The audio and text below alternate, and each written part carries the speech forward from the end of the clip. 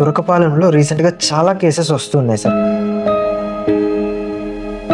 Deaths కూడా బీభత్సంగా పెరిగిపోయినాయి. అసలు ఈ తురకపాలెంలో వచ్చిన డిసీజ్ ఏంటిది సార్? ఒకసారి దాని గురించి చెప్తారా?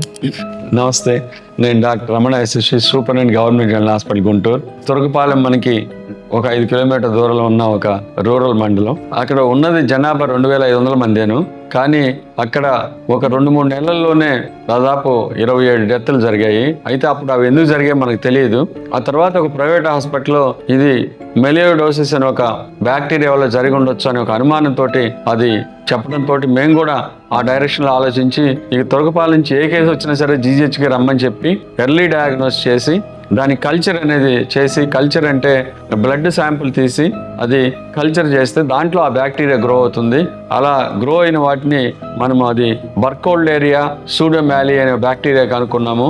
ఈ జబ్బు ఎలా మొదలవుతుందంటే విపరీతమైన ఫీవర్ వస్తుంది, అలాగే వీళ్ళు డయాబెటీస్లో ఎక్కువ వస్తుంది, అలాగే వీళ్ళకి చాలా చోట్ల యాబ్సెస్లు వస్తాయి, ఎస్పెషల్లీ స్ప్లెనిక్ యాబ్సెస్ వస్తుంది.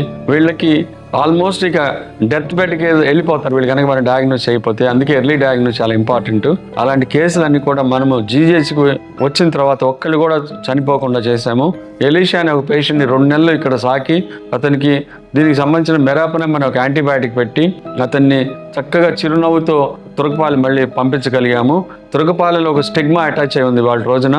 ఆ స్టిగ్మా ఏంటంటే ఈ జబ్బుతోటి ఎవరైనా గవర్నమెంట్ హాస్పిటల్కి వెళ్తే మళ్ళీ తిరిగి రారు, వాళ్ళు చనిపోతారని. కానీ మేము ఎలీషా రూపంలో ఆ భయాల్ని తొలగించేసి ఆ వాళ్ళకి అభద్రతా భావాన్ని పటాపంచలు చేసి వాళ్ళ రోజున తురకపాలెం ప్రజల్లో ఒక పాజిటివ్ యాటిట్యూడ్ తీసుకొచ్చాము. అందుకనే వాళ్ళ రోజున అందరూ కూడా మళ్ళీ జీజీహెచ్కి వస్తున్నారు.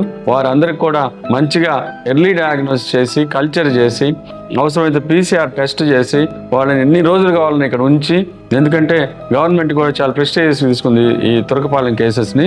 సో మేము అందరినీ కూడా చాలా సేఫ్గా ఇంటికి పంపిస్తున్నాము. మాకు సహకరిస్తున్న మా జనరల్ మెడిసిన్ డిపార్ట్మెంట్కి, మిగతా మైక్రోబయాలజీ డిపార్ట్మెంట్కి కూడా మా కృతజ్ఞతలు తెలియజేస్తున్నాను. Thank you.